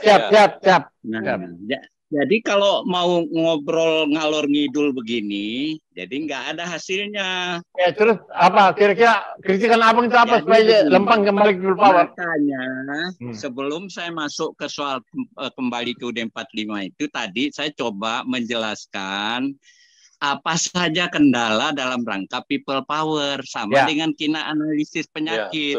Saya belum sampai memberi obatnya, tuan-tuan sudah stop saya. Bagaimana? Ya, sekarang tambah. Kayak kasih waktu 5 menit lagi. Ya kan mengembalikan supaya ini kan terlalu ke kiri jauh, ditarik ke kanan gitu. Jadi fokus dong diskusinya. Ya, bicara soal people power kan gitu. Ya, people power bagaimana kira-kira ini resepnya ini? Nah, itu. Jadi kalau saya sebut masih ada 6 poin itu nanti kelamaan. Ya. Jadi Ya, saya kasih saja simpulannya. Ya. Karena kita sudah tahu segitu besar kendalanya, maka mestinya kita cari cara kreatif. Karena di era informasi ini tidak sama dengan era zaman tidak informasi dulu yang digital, yang masih tertutup. Betul. Bagaimana berjuang di dalam era informasi itu yang harus kita rumuskan. Ya, betul. Ya kan? Ya kan? Dirumuskan, bukan untuk masalah itu saya sajikan untuk memahami peta persoalan kenapa kita tidak terjadi perubahan. Saya kasih contoh ya. Kasus Kanjuruhan itu kan ratusan orang mati. Secara teoritis kan bisa memicu revolusi, tapi kan tidak terjadi revolusi. Kenapa? Kok bisa? Iya kan? Mau mencari pemicu sebesar apa lagi, tuan-tuan? Ya kan? Lalu ada pembunuhan letkol tentara, ya kan? Di Bandung. Dulu seorang pembantu saja yang dibunuh oleh keturunan itu sudah memicu terbakarnya sebuah kampung, sebuah daerah, sebuah kota. Nah, tidak terjadi apa-apa. Nah, itu menunjukkan ada masalah di dalam masyarakat kita sekarang itu. Itu yang harus kita pahami. Ya, nah, makanya kita harusnya membicarakan bagaimana berjuang melakukan gerakan perubahan di era informasi ini. Saya ini soal teknis, saya tidak mau bahas di sini. Nanti kalau Muslim ketemu. Jangan. Ya kan? Cara perubahan di era informasi itu sudah berubah. Kan sudah saya bilang, biar Amin Rais, biar siapa, nggak ada daya magnet memanggil massa sekarang. Gitu loh. Jadi hanya kumpul-kumpul, ya begitu saja. Nah, tetapi saya tidak menafikan bahwa bisa saja terjadi dadakan yang sifatnya fokus seperti Bang Bintang sebut tadi. Ya cukup orang Jakarta aja yang ngepung apa? MPR misalnya. Nah, itulah yang harus diikhtiarkan bagaimana cara ngepungnya. Ada duit nggak untuk ngumpulin massa misalnya? Siap. Ya kan? Estafet kita. Iya, ke situ dong. Itu salah satu solusi. Itu salah satu. Tidak cuma mengepung, Bung, menduduki. Ya, apapun lah istilahnya, mau menduduki, mengepung, mau menggantung juga silakan gitu loh. Ya, tapi ya fokus. Iya. Caranya itu dibahas dengan terbatas, nggak bisa lewat begini-gini. Iya betul. Jadi ini Bang Hatta, ini sebuah catatan saja ke Bang Hatta. Saya mengikuti ada para ulama dan tokoh-tokoh kiai di Jawa Timur itu, mereka juga sudah, artinya mereka itu kan punya basis massa di pondok ya kan dan sebagainya. Itu sudah mereka sudah jauh tahun yang lalu itu sudah mereka mendesak supaya Jokowi mundur ya kan. Jadi bukan hanya di Solo kemarin atau di Jogja. Nah, dan ini kan terus berjalan. Jadi barangkali forum diskusi hari ini adalah merangsang, ya kan? Merangsang gerakan ini mulai dari Aceh sampai di Papua. Betul. Ya kan? Karena ini kan NKRI. Itu loh. Nah, sekarang ini NKRI harga mati tapi jadi harga nego. Nah, kan gitu ya. Ya, Bang Hatta sebenarnya temanya kan itu ya. Gelombang perubahan. Artinya dia membesar kian lama. Nah, itu tadi. Jadi, ya kita nah, itu jadi maksud saya bahwa people power. Gelombang. Ya. Nah, jadi Bang Hatta, mohon saran, ini kan Hizbullah Indonesia ini menjadi gelombang perubahan, kan gitu dia kan gitu loh. Nah, perubahan itu kan salah satu diantaranya melalui beberapa item itu loh kan tadi, ya kan? Melalui people power, melalui revolusi, pendudukan MPR dan lain sebagainya kan gitu, ya kan? Nah, rapat di IKADA, iya. Atau tadi apa? Rapat IKADA, rakyat misalnya itu rapat raksasa, rakyat turun misalnya. Seperti IKADA itu yang digerakkan oleh Tan Malaka dan zaman itu, ya kan? Gimana tuh Bang? Ya, silakan aja. Kan saya bilang salah satu syarat perubahan itu adalah adanya soliditas kaum oposisi. pegang aja ayat ini dulu, nggak usah ayat lain, soal ekonomi, soal apa nantilah. Solid aja dulu, coba kumpul para oposan ini dan menurunkan egonya masing-masing gitu loh. Kalau masih masing-masing ego tinggi, ya susah menyatunya. Sepakat, gitu. Bang Hatta, sepakat itu. Itu poinnya. Gitu. Jadi harus ya dengan rendah hati, nggak usah lah sebut saya harus jadi presiden. Kalau bukan saya jadi presiden nggak akan beres. Laiki bagaimana mau beres? Nggak bisa begitu caranya.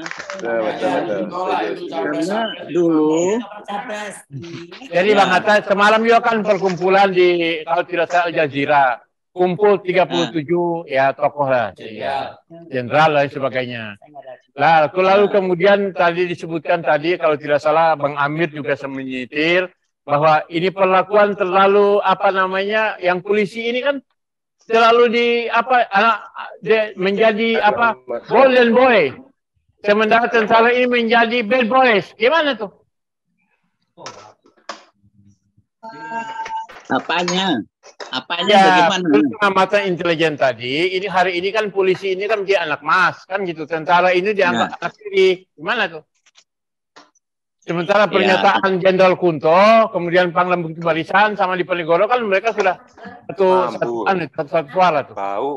Jadi kan begini. Dari dulu. Nasi apa? Dari dulu memang strategi kaum liberalis ini. Halo. Ya, nyambung, masih dengar. Ya, silakan Bang. Ya, dari dulu strategi kaum liberalis kapitalis ini adalah bagaimana melemahkan pilar bangsa kita. Pilar utama itu adalah satu Islam ya, pasti itu karena ini yang paling bersejarah mendirikan bangsa. Pilar negara kita yang kedua itu TNI ya, kalau mau ditambah polisi monggo aja lah. Pilar yang ketiga itu adalah nasionalis sejati, bukan nasionalis gadungan. Gitu loh. 3 itu aja yang dilemahkan. Jadi Islam sudah berhasil dipojokkan sejak era CSIS ya kan sampai hari ini ya kan. Lalu TNI berhasil setelah reformasi ini dipojokkan. Nah, kaum nasionalis bahkan sudah lebih awal sudah lumpuh karena sudah nasionalis yang ada ini kan gadungan. Soekarnois gadungan paling banyak. Ya kan? Itu. Jadi 3 pilar ini sudah lemah. Jadi mereka semena-mena aja sekarang mau ngatur bangsa ini suka-suka kelompok kapitalis globalis ini. Jadi bahwa mereka memperalat salah satu instrumennya itu memang keahlian mereka. Itu loh. Ada yang dianak emaskan, ada yang dianak tirikan. Yang satu diangkat, yang satu diinjak. Saya nggak usah sebut lah contoh-contoh nanti tersinggung gitu loh. Tapi pahamilah siapa yang sedang diangkat, siapa yang sedang diinjak gitu loh. Gitu. Jadi memang itu permainan mereka. Jadi tinggal kita yang katakanlah kita ini nasionalistik lah ya. Nggak usah kalau nggak mau disebut dari Islam misalnya. Kalau saya potong sebentar. Menurut Bang Hatta, ini kan akan menjadi gelombang, ya kan? Makanya Hizbullah Indonesia ini mencoba merajut, merangkai, ya kan? Gelombang-gelombang ini menjadi sebuah badai. Gimana itu kira-kira? Lah, bagaimana merajut orang kayak Egy aja nggak mau bicara di sini, Jumhur nggak mau bicara di sini, ya kan? Terus ada lagi satu lagi. Tadi siapa yang mewakili sayapnya kami lah, siapa itu tadi? Oh, si Anton Permana. Itu kan bagaimana mau nyatukan bahasa kalau beliau tidak mau bersama bicara misalnya di sini. Mungkin di kesempatan lain. Kalau bisa ya diatur kesempatan lain. Nanti saya cuma jadi pendengar aja gitu loh. Ya, jadi Bang Hatta, kira-kira forum ini kan hari ini meletakkan fondasi sejarah untuk memulai gelombang perubahan dari rumah Mas Bintang di sini, ya kan? Tapi ini kan tidak hanya cukup sekali. Nanti pada pertemuan berikutnya mungkin para tokoh itu kita undang semua, Bang, ya kan? Abang dan tokoh-tokoh yang lain, ya kan? Supaya kita itu tadi kelompok Islam, tentara dan nasionalis yang tidak Ya, galungan. ya 3 pilar itu. Misalnya dari nasionalis yang masih bisa kita percaya, Ediun Sukowati misalnya. Ya. Dari tentara. Ini sudah ada nama-nama di sini, ada sekitar 100 lebih nama di sini kan. Nah, ya udah atur, asal continue.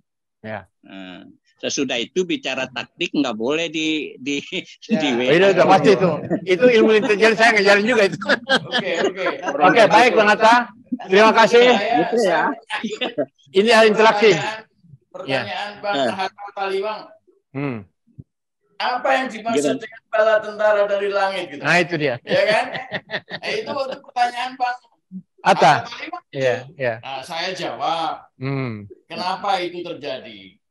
Ketika saya masuk penjara 5 Mei tahun 97 Cipinang, malam itu juga saya mulai tahajud. Dan di dalam tahajud saya, yang kemudian rutin setiap malam, sampai kira-kira saya masuk umur 70, saya mulai tahajud saya mulai bolong-bolong. Ya, jadi tetapi yang jelas saya berdoa kepada Allah Subhanahu wa taala. Ya Allah, turunkanlah bala tentara dari langit ya waktu itu untuk menjatuhkan Soeharto. Nggak ada cara lain kecuali saya berdoa di dalam penjara yang sempit itu. Nah, kemudian setelah saya keluar dari penjara, Pak Tri Sutrisno itu sejak 2002 itu selalu mengumandangkan kembali ke UUD 45 asli dan berkali-kali menyelenggarakan pertemuan di Cawang Kencana, di Proklamasi, kemudian di Garibaldi, gedungnya Mbak Tutut di Kuningan, lalu ke Taman Mini. Itu selalu menggaungkan kembali ke UUD 45 asli. Nah, suatu ketika di proklamasi, beliau menghadirkan banyak jenderal, saya diberi kesempatan untuk bicara. Saya mengatakan begitu. Ya Allah, doa saya kembali ke UUD 45 asli ini, saya mohon kepada Allah berdoa untuk dibantu oleh bala tentara dari langit. Ada yang menyentuh pertanyaan, kenapa doanya seperti itu? Karena saya tidak bisa mengharapkan apa-apa dari TNI. TNI sudah kita desak untuk mundur, untuk maju, membela negara, mengembalikan kepada UUD 45 itu di zamannya Pak SBY. Dan itu terus saya gaungkan. Tiba-tiba pertemuan di Guntur pada bulan Maret, saya membacakan doa itu lagi. Ada yang nyeletuk, oh itu Hizbullah. Di Sukabumi juga banyak Hizbullah. Terpikir oleh saya, kenapa kita nggak bikin Hizbullah Indonesia? Tentara dari langit. Tentara dari Allah. Nah, ketika Kongres Hizbullah yang pertama tanggal 18, 19 dan 20 Maret, ketika pembukaan tanggal 18 itu saya membacakan doa itu. Ya Allah, turunkanlah bala tentara dari langit untuk membantu perjuangan kami menjatuhkan Jokowi, kembali ke UUD 45 asli, dan mewujudkan keadilan dan kebenaran serta menyelenggarakan kemakmuran dan kesejahteraan bagi rakyat Nusa dan bangsa. Jadilah kemudian Hizbullah Indonesia. Dan itulah yang kemudian mengilhami kita, ya sudah, kita harus berani menjatuhkan Jokowi.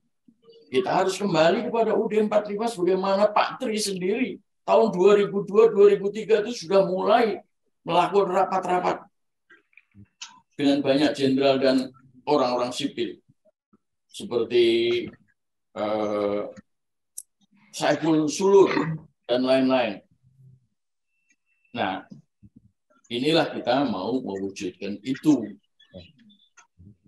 Jangan takut menjatuhkan presiden, memang sudah diatur konstitusi. Ya, diatur bahwa presiden itu mandataris MPR. Jadi kalau MPR bersidang jatuhkan Jokowi, jatuh dia, nggak ada salahnya. Nah, tapi harus kembali dulu, karena presiden adalah mandataris, dengan gampang dia bisa dijatuhkan. Nggak usah pakai pasal 7B Undang-Undang Dasar palsu itu. Itu kira-kira. Ya. Oke, Bang Hatta tadi interaksi ya tadi ya. Iya, jadi boleh tanggapi sedikit. Sedikit boleh, sedikit. Boleh. Ya. Jadi gini, saya sudah simpulkan bahwa untuk kembali ke UUD 45 itu hanya bisa lewat goro-goro. Ya. Karena dulu amandemen juga didahului dengan goro-goro. Ya kan? Lalu konstitusi Filipina berubah setelah Marcos jatuh. Konstitusi Afrika Selatan berubah setelah si Mandela naik. Konstitusi Yugoslavia berubah setelah Bros Tito jatuh. Konstitusi di Thailand berubah kalau ada kudeta. Jadi nggak ada konstitusi yang hasil seminar berubahnya. Nah, itu yang harus dipikirkan. Gitu. Yap. Jadi cuma saya nggak mau bicara detail teknis lagi nih, cara goro-goronya gimana. Iya. Sama itu kalau goro-goro kayak itu Pak Permadi kan pernah bilang goro-goro juga Bang Permadi.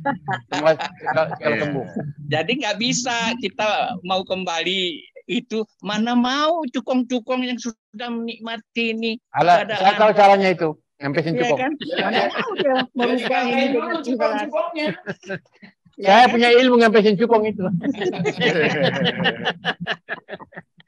Orang mereka udah poya-poya, ya kan? Ya, udah poya-poya dengan konstitusi yang kayak gini kan, ya enggak? Ya. Ayo Bang Hatta di sini, Bang. Kenapa? Menarik, sangat menarik ini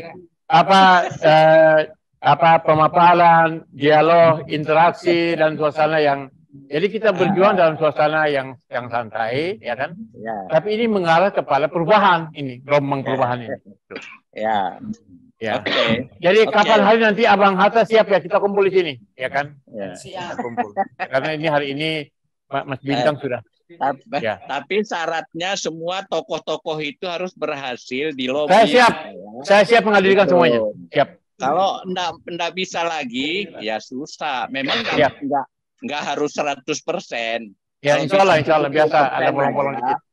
Udah bagus, gitu loh. Ya. Gitu ya. Oke, baik, siap. Terima kasih Bang Hatta. Salah satu provokator. Jangan lupa disertasi selesai.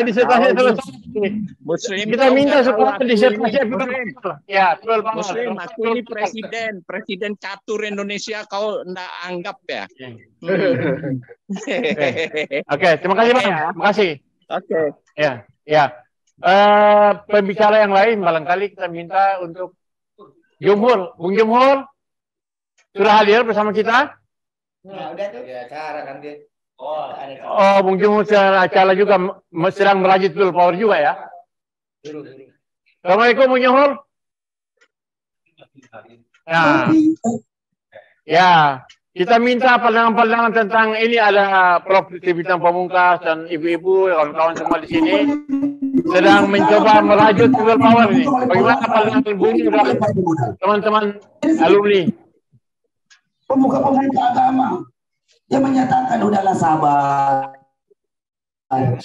Sedang ada acara ya? Sedang acara ya? Sedang acara Bung Jumhur. Yang mematikan. Oke, nanti kita minta waktu di lain kesempatan untuk Bung Jumhur hadir menjelaskan pikiran-pikiran. Mohon teman-teman semua tetap semangat. Ya. Ya, Bang Suryo ya? Ya, kembali ke pembicara tamu, Bang Suryo. Ya, Suryo Cianjur ya. Suryo Cianjur ya. Ya, kita kasih waktu 3 menit. Ya, tolong ini bicara tentang gelombang perubahan ini. Ya, Hizbullah. Ya, silakan kasih waktu 3 menit. Bung Suryo Cianjur. Ya, suara terdengar? Ya. Lampunya diterangin dikit. Cianjur kan gelap ya? Ya. Mendung tidak selalu badai. Nah, saya tidak benar-benar, cuma ya GPPN ini harus segera dilakukan. Kalau perlu itu perlu bikin pagar betis biar nanti kalau ada korban itu bisa minimalis. Itu aja, mungkin terus ya hal lain ya nanti pesan kalau presiden itu tidak boleh terus menerus, bahkan 2 kali sistem 21, jadi 2 kali bisa mencalonkan diri, sekali harus stop. Itu untuk mencegah kemungkinan orang-orang yang buruk itu terus menerus berkuasa. Kemudian juga ini tentang kita selanjutnya itu tidak boleh berhutang lagi, karena Indonesia itu negara sangat kaya raya baik SDM maupun SDA-nya, jadi itu pasti kita bisa membangun sendiri gitu. Mungkin itu aja tuh hal lain nanti saja. Di Cianjur bagaimana melaju triple power? Kilaran Cianjur kan cukup kembalikan demo-demo buruh terus sering turun ke sana. Saya ketemu beberapa teman yang dulu pernah ikut tahun 98, mereka berminat mau ikut lagi. Baik. Ini, sampaikan salam ke teman-teman 98. Solid kembali menuju perubahan. Ya. Insyaallah. Terima kasih. Baik, terima kasih Bung Suryo. Barangkali sedikit tambahan lagi dari Ibu aspirasi, Ibu Jatiningsi atau Ibu Ita. Jadi mau apa? 3 menit. Ya. 3 menit. Ya. Ya, masih enggak sebentar lagi. 5 menit lagi, 5 menit lagi. 3 menit ya, Mas. Ya, 2 menit, 2 menit. Ya. Ya. Ya. Silakan, Ibu. Ya. Assalamualaikum warahmatullahi wabarakatuh. Salam. Terima kasih kesempatan yang diberikan pada saya. Terutama untuk Pak Bintang. Ya. Bang Muslim Arbi. Ya.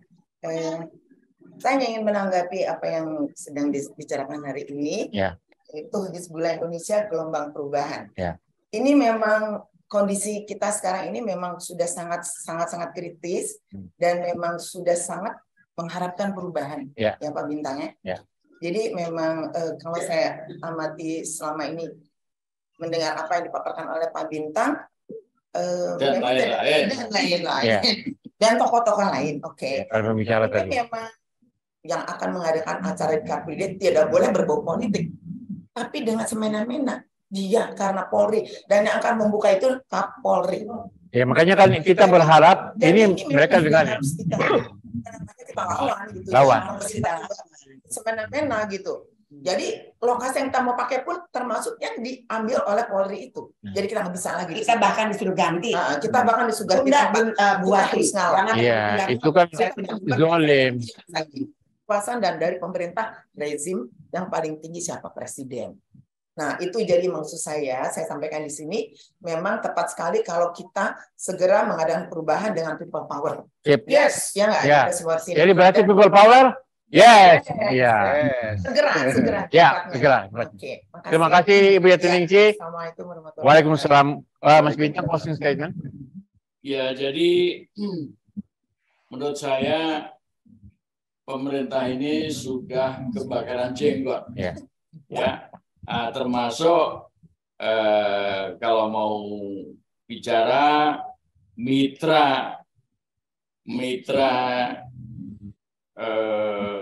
bersenjatanya itu ya Polri, bahwa apakah Jokowi turun atau diperpanjang itu Pilpres jalan terus. Maksudnya apa? Maksudnya undang-undang dasar palsu itu akan dijalankan terus. Padahal jelas palsu. Padahal sumber daripada segala bencana yang terjadi selama 20 tahun terakhir ini adalah undang-undang dasar palsu. Yang bikinan asing dan asing. Ya, betul. Serta pengkhianat-pengkhianat di dalam negeri. Nasionalis galungan. Kaum nasionalis galungan. Ya, jadi memang kembali ke UUD 45 asli itu memang membuat mereka kekhawatiran yang luar biasa, kebakaran jenggot, takut kalau memang terjadi gelombang reformasi, gelombang perubahan, ya, terutama yang didengung-dengungkan oleh kita semua, ya, yang anti kepada pemerintah. Tapi jangan sampai anti kepada pemerintah itu melupakan perubahan Undang-Undang Dasar itu, kembali ke yang asli. Saya kira itu yang perlu disampaikan, dan mudah-mudahan ini berjalan terus ya. Zoom meeting atau rapat Zoom ini ya berkelanjutan, periodik, apakah selalu hari Kamis atau hari-hari yang lain, tetapi seminggu sekali gitu ya. Seminggu. Oh, seminggu sekali. Oh, sebulan 2 kali. Ya. Pak Bintang. Baik, Prof. Bintang, Ibu Wati dan Ibu Yatiningsi dan semua yang hadir di sini, juga para narasumber dan para penanggap di seluruh tanah air, sebangsa dan senegara semuanya.